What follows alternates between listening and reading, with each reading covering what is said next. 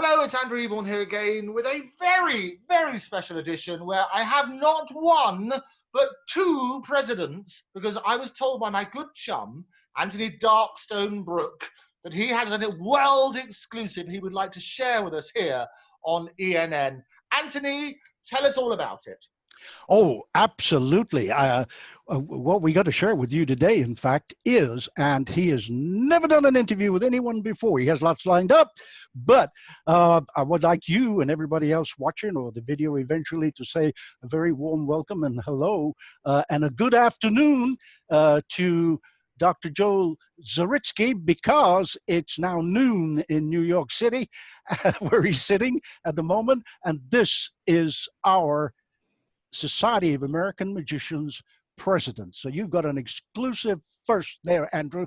It is the world exclusive. I'm delighted to introduce the president, the new president of the Society of American Magicians. Please welcome Joel Batman Zaritsky. Hey, Andrew, how's it going there? It is Hi, everybody. going so incredibly well, and I love, not only have you got one, you've got loads of Batmen. It's going to be good. It is going to be good because we have a little thing planned for you to and your viewers to actually tell them all about it. But before I start, I need to ask something very personal of you. I saw a clip on your way to Buckingham Palace. Ah, yes. With one of my favorite cars, which is a Bentley. I don't have one anymore, but it had an exclusive number plate with your name. What was that exclusive number plate? Eborn. Eborn? Good heavens, outrageous. Is it? That's your Bentley, I assume, is it? Well, really? That would be a coincidence. And the only reason I got that car is so that I could remember what the number plate was. Well, that's good for mnemonics. Anytime we're doing an effect that involves mnemonics. Okay, let me just tell you very briefly. In fact, you've all met our president of the Society of American Magicians, Dr. Joel. I myself am very, very honored to say I have been an international envoy for the Society of American Magicians since 2000. So that's 20 years, not bad. And more recently, and you know, if you want to talk about it later, Andrew and Joel will, we have started as an international assembly, which has people from all over the planet, which Joe will tell you about. Well, no, but so, it can't be all over the planet. It's got to be all over the galaxy. I've seen Avengers. I know what it's like. No, we've seen the magic in the galaxy. No, we're just going to keep it to the planet. But I tell you what, speaking of magic and the Society of American Magicians, now, you know, we all belong to the Magic Circle, as you know, where I think I first met you some years ago when I gave a talk, and I haven't seen you for almost a year. It's incredible. It feels like a lot longer on lockdown, doesn't it? It does a little bit, yes. But mind you, it depends how much scotch you got stocked. Yes, that was about a year ago when you kindly invited me to come and speak at the headquarters of Equity in London, and that was a fun thing to do. Yes, anyway, that's right. I'm vice president of the largest branch in Equity. The Actors Union has 46,000 members, and I invite you along to speak about canned laughter, which is a pet project of mine, and it's all to do with mental health. And the phrase, it's okay not to be okay. And we originated that sort of initiative.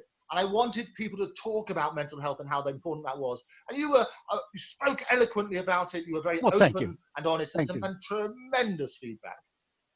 Thank you so much. Well, I'm glad you enjoyed it. I mean, I believe you saw my talk at the Magic Circle. You had kind words to say about that one too. Ah, look at you. I'm still, every day I rush down to the post. It's my birthday coming up. That check has still not arrived, you know. 7th of July is my birthday. Remember that. I'll look forward to the check. Get with it, Andrew. There are no more checks anymore. It's cryptocurrency, you know. Ah, crypto. You with your bitcoins. Now the 7th of July is particularly important to me because I happen to be born on that day in 1947. I know. And would you believe, what are the odds? We have a fellow Cancerian with us because Joel also has a birthday in July. July. But I'm a Come Leo, on, this though. should just be a party. Forget the millions who are watching. We should just toast ourselves. We're going to celebrate in lockdown, aren't we? Absolutely. And he's a collector of good, fine malt whiskey and Glenfiddich. Ah, well, I can soon help him through that collection. Oh, come on. There you go. There you go. Oh, yeah. He's got my vote. Is this something about presidents? Yeah. Well, we run a few shows, Joel and I, on behalf of the Society of American Magicians, and on one of them, in fact, whiskey from Scotland did feature very strongly. But anyway, I love it. I love a good malt. Well, actually, it was on a show that I put together the concept, and Joel helped me, and he's the executive producer. It's called Arian Black's Magic Kitchen, which has a little bit of magic, a little bit of really fast and fun cooking. And one of the guests we had is a lady you would know, a fellow member of the Magic Circle, Louise Andre Douglas. Oh, Louise, one of my favorite people. She's such a star. I know. She really is. She's lovely in many, many ways. And she, as a guest on the show, made Kranaken, which is a Scottish dessert. Yes, well, I know what it is. That's good. I know you know what it is. Yes, and of course she was quite liberal with the whiskey. Well, I think that's very good. When I first heard about mentalism, that sort of stuff, I was really excited because I saw that they had a spirit cabinet. Yes. You can imagine my disappointment when it wasn't what I was hoping it Well, I'll have to introduce you to a very, very long-time pal of mine, also a fellow SAM member, and a member of our International Assembly, by the way, Scott Wells, who has a remarkable. Oh, I know. I've met Scott. A lovely guy. He was on one of our shows as well, teaching everybody how to make a martini, or more precisely, how not to do it wrong. Anyway, to come back to our chat for today, because I know all our time is limited. So I've got unlimited time. That's owning the channel. Fabulous. I can go on for days. Let me speak a little bit, in fact, about, and it's all connected. For those of us, those who are watching the clip later, may know that the links between the Magic Circle and the SAM, Society of American Magicians, go back a very long way, decades. In fact, at pretty much almost until recently, every SAM convention, there would be the president and other people from the Magic Circle who attended and did a special show.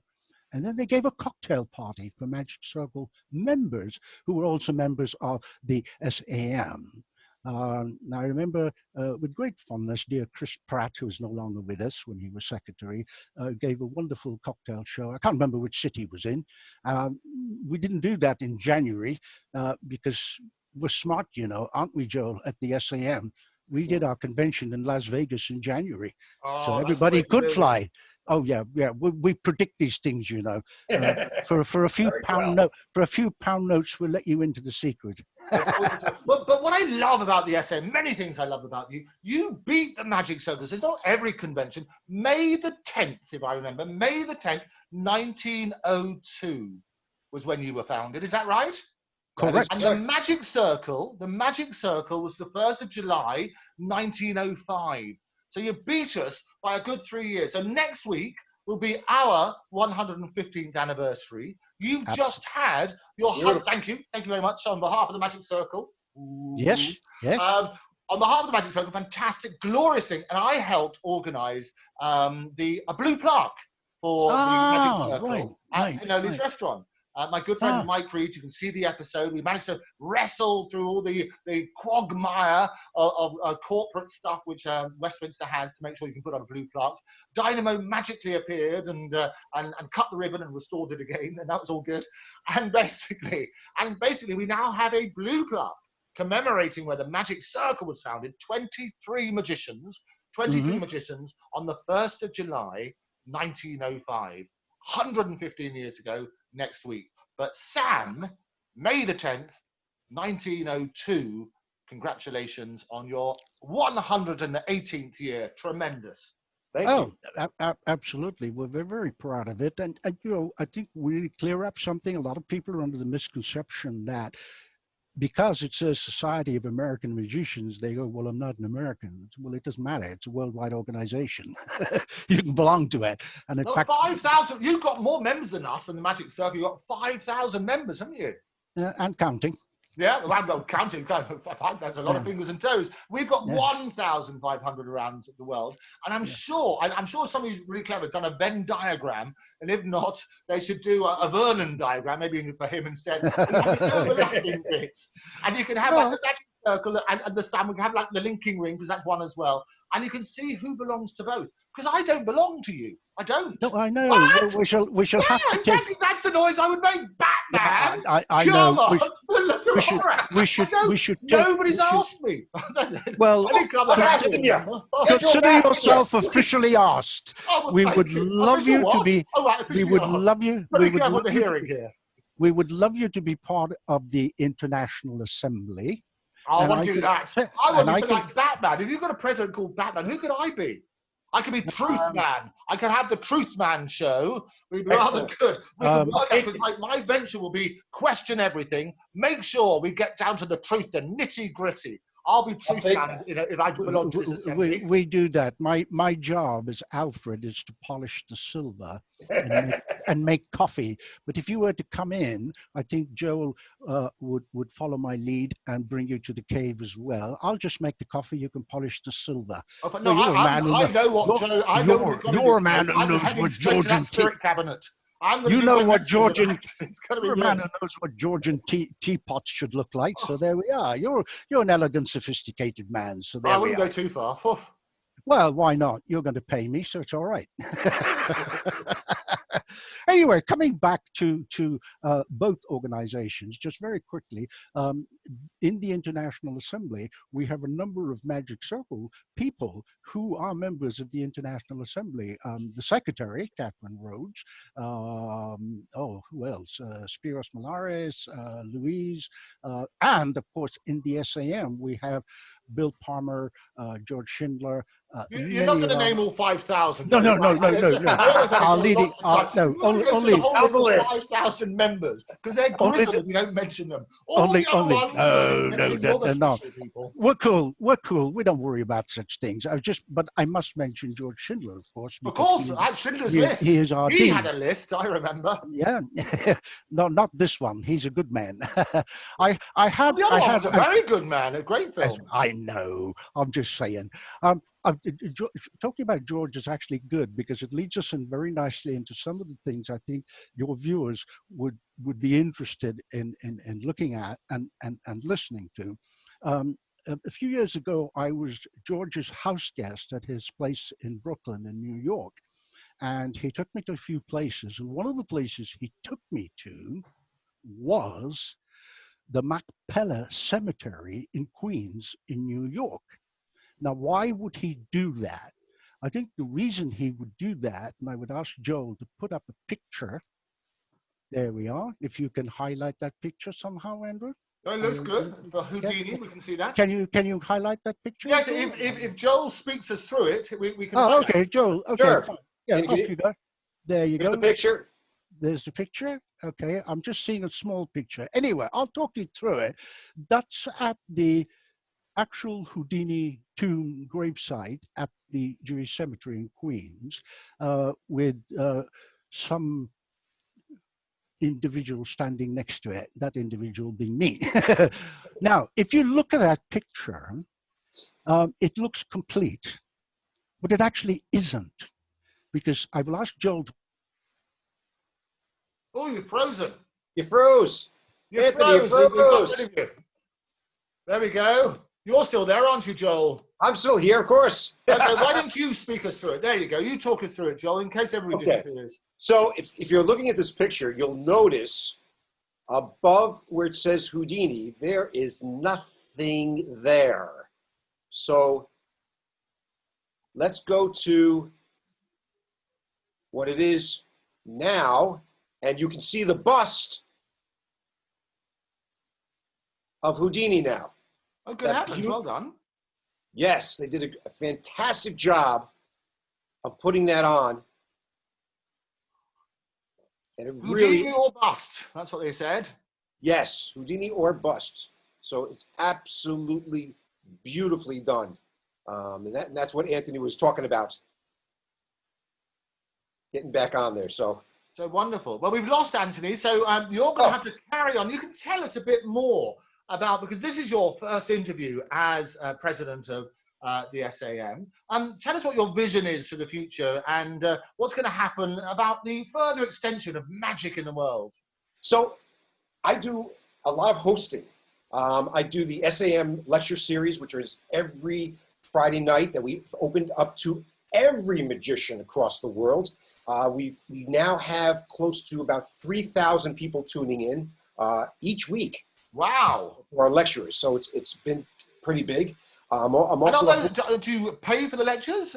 No, every magician who's come on has actually donated their time because they're trying to further the art of magic, and that's what we're trying to do. That's why I'm opening it up to every magician, not just for the SAM, not for IBM or Magic Circle. It could be anybody, whoever wants to join us. So I'm really passionate about that, of just opening it up this time. I love it. So people want to have a look at this then, Joel. Where would they find the details? If they go onto the SAM website, which is magicsam.com/box office, every episode is recorded, so you can watch it anytime. Oh, so you can go now, but not now. Don't go now. Not now. Start that. It's not going to start until the very end of this program. And we'll get to the You'll lose our audience. You with your 30,000 million people watching. It's got to be good. But it is free, which is brilliant. And what I love about this period is artists and lecturers and magicians. I've had lots of really famous people on the show who have given their time for nothing in order to share. Or we've done lots of things. We've done lots of live events for charity. And we've already raised, we did a big concert, just me and RJ Gibb, the son of Robin Gibb from the Bee Gees. We did a concert for Serbia. And we basically turned around and in addition with the Serbian royal family, we were raising money for the NHS, National Health Service over here. Wow. And also for the Serbian Lifeline charity. And the money was split. And we gave some real, just our time, just me prattling on with RJ and various other things, and Her Royal Highness from Serbia. And we gave over £450,000 worth of medical equipment just from chatting. So the idea, Joel, the idea that you give and they can make things happen, I think is extraordinary. You know, my theme for this year is the energy of the SAM. And you have to ask, what is the energy of the SAM? And the answer is you. It is. Me? Oh, thank you. I didn't realize. So I'm the energy of the SAM. I love it. You're Joel, the president said so. Don't you try and argue. He's Batman. That's right. That's what I want. I want your passion, your energy, to be able to bring it, to make everything better for magicians worldwide. That's my idea. That's my theme for this year. And we love it. And tell me then, in terms of the presidential stuff, how does it work? Do you get elected? Because obviously we've got another presidential election coming up in your side of the world. What are the tips you would give to guarantee success in an election? Listen and learn. Listen what? Listen and learn the lessons of history. And learn to your constituents. So we've got the presidential elections in November, beginning of November this year. Talk me through your election and how you got selected to be president of SAM and the tip that you would give to the candidates, and there's more than one candidate, the candidates for this election happening in November. So basically, in the SAM, you go up the chairs. You start as a regional vice president, then you go to a second vice president, then to a first vice president, president-elect, and then ultimately to president. So basically, at each step, you are learning more and more about the organization. You're getting much more involved with everything. So it builds your, it's not like, okay, you're elected, now go. It's not like that. It's a slow, incremental, year-by-year step to get to where you need to be. So is it dead person's shoes? Is that how it works? Not the dead person, unless you get knocked off, which, I don't knock anybody off. But is it an election or is it just a sort of natural progression? It is elected up until president. First vice president and second vice president are actually elected. When you get to president-elect and president, it's an automatic thing. So they figured, hey, you got up to that point, why not? Let him go. So that's it. So it works on that sort of basis. And how long are you in office for? just a year. Just 1 year. Good heavens. And Houdini, and you were mentioning about Houdini earlier. Talk to me about his position in SAM. Yeah, so he became president back in 1911. He held the title of president for the longest of anybody ever did, actually, in the SAM, and, pretty much until his death. So he's, it's amazing that I'm going to be president 100 years after Houdini. Isn't that such a fantastic role to have? Yeah, which I'm so happy about. But I'm trying to tap into the passion and the energy that Houdini used to have and bringing that back. And that's he was one of the world's ever best showmen, wasn't he? Absolutely. And I think if you can capture that, and one of the things we have at the Magic Circle is we have the Houdini straitjacket. Anthony's back with us, hello. Well, we had the. Yes, I'm not quite sure what happened there. Sorry about that, guys. Oh, don't worry, we've done it. He said terrible things about you when you were gone. I should get you back. You can tell me the real Joel Batman. I know exactly what he would have said about me. Yes. This is the one thing about energy, because we can hear Houdini's voice. We have the water torture cell. We have the original straitjacket in our museum. And what I love, as you say, 111 years afterwards, you're coming in there, Joel, and you are going to step into his shoes. But they were quite tiny shoes, weren't they? What shoe size do you take? I'm about a 9.5, so I'm not too far off. No, that's 9.5. There's 9.5 American. That'll be about an 8. What's that? The conversion rate at the moment? Yeah, in England, it'll be about an 8. It'll be about an 8. There you go. That's what happens. More money for your buck. It used to say it will follow the dollar and the sterling. That's your shoe size. Work on that basis. Joel was going to put up the other picture. We were having such fun. That's okay. Are we going to his holiday snaps? Yeah, no, the picture with the donkey. Go on, then, no, the picture without me in it. There it is. Yes. There you go. Yeah, that's the one. You'll now notice it has a bust on it. Yes. One. So we saw that. That's right. No, Joel explained about that and the great work that you did to get that bust up there. And Joel came up with a gag, Houdini or bust, and I laughed. I did not write that script for him. That was my fault. I didn't have a script. I just ad-libbed, as you probably realised. I know. The bust is taken away and kept in a safe place in New York. I know where that is. So what do you do? You go along there with these statues. We talk about statues being torn down. Have you seen the show this morning? Well, let's not go there. Let's not go there. Let's not go there. No, let's go with the bust. The bust is taken down, and the reason for that is it's only put up on certain occasions.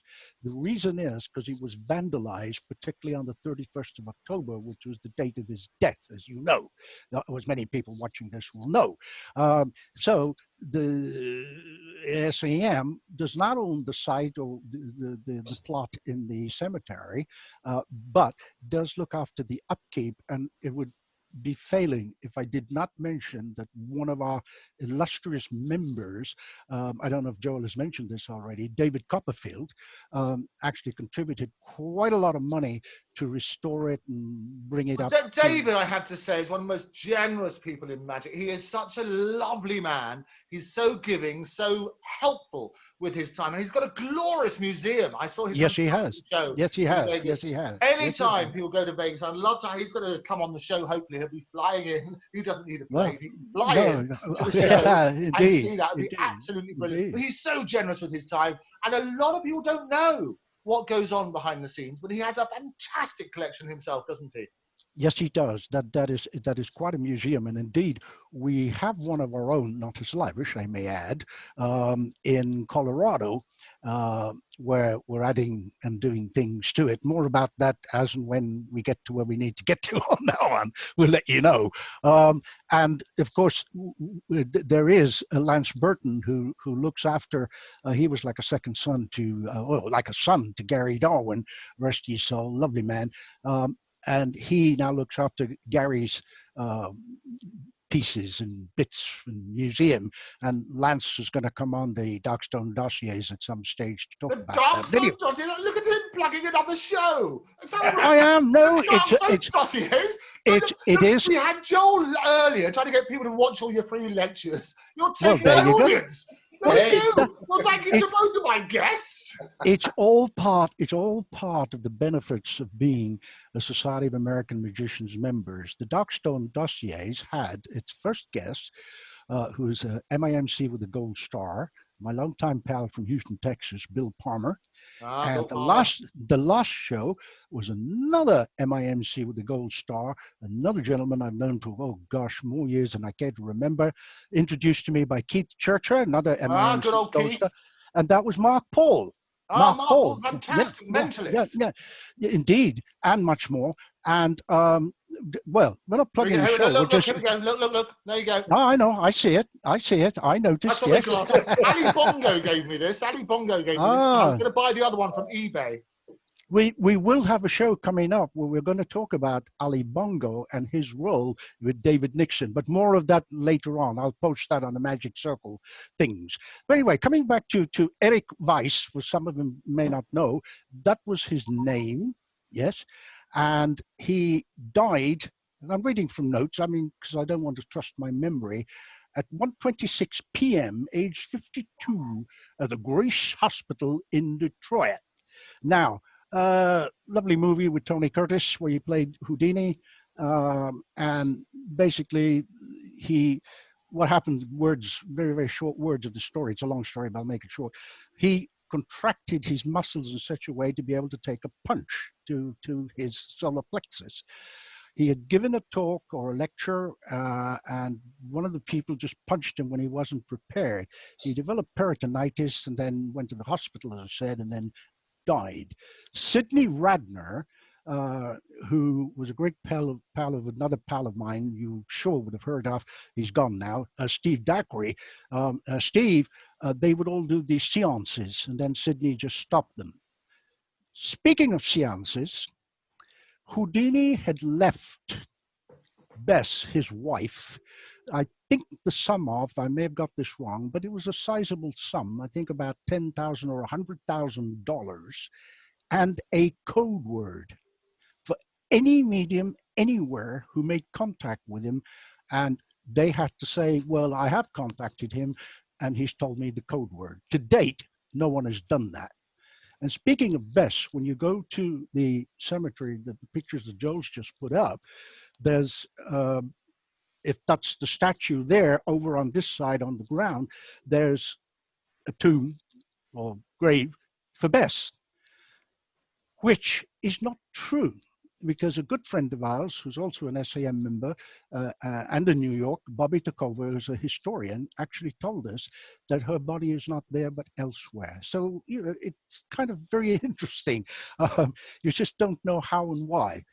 Speaking of the Magic Circle and the SAM ties, some of your viewers may be interested to know that around 1911, the 27th of May, to be precise, Will Goldston, a name you will know and all Magic Circle members will know, invited Houdini when he was in London to an inaugural meeting of the League of Magicians and made Houdini the president. They changed the name later to the London Magicians Club, and Houdini was still the president. And one of the pictures that we put up is fairly rare, and that one was acquired by Louis Davenport, the famous Davenport family, in 1949, and I think it's part of their collection, which I think young Roy is, you know, in the process of selling some of the collection. So that's kind of a little bit of background on Houdini. Do we have a couple of those pictures there? That's the one, Joel. Yeah. Right there. Yep, we got it. There's a big tie-in with, you know, Will Goldston, Magic Circle, obviously, you know, and this Magicians Club. And it's still called the London Magicians Club at Davenport, when they used to be at Charing Cross. I first met them back in the day when they were opposite the British Museum, as you know, Andrew. I'm not as young as I look, and neither am I as old as I look. I'm going back a goodly while when dear Pat Page, my lovely friend and mentor, used to work the counter in Great Russell Street. It was absolutely brilliant. And what we're going to do, we're going to take a quick break in a bit, but we will be back for more. But I'll let just a couple of points on Harry Houdini and his last words. Do you remember what his last words were? Not that I know of. His last words were reportedly, "I'm tired of fighting. I'm tired of fighting." He was a youngster. He was only 52 years old. Yes. He died in room 401 of the hospital that we spoke about. That's right. And he left that special word for his wife, basically in case the mediums could contact him. Because he wasn't sure. Until his dying day, he wasn't quite sure what was happening and so on and so forth. And many people, and James Randi famously, we've talked to lots of people on the show about fake mediums and people offering money in order to expose this sort of stuff. And there's still, the Magic Circle has an offer out there for anybody who can prove that it's real. And I've had people on this show and we've been debunking all sorts of things. And that offer remains. And so we would absolutely love to sort that out. But what I'm going to do, I'm going to bring both of you back next time. We're going to take a quick break, if that's good. And then after the break, how do we get what's back? going to come up, Anthony, coming up after the break. Tell us what's happening. How do we get back in? I'll let you back in if you're good. Yeah, well, same link. No. If you're good, I might just have Batman back in. I'll send you a secret word in the same way as Houdini sent a secret word to Bess. I'm communicating that secret word now. Okay, have you got it? Do we click on the same link?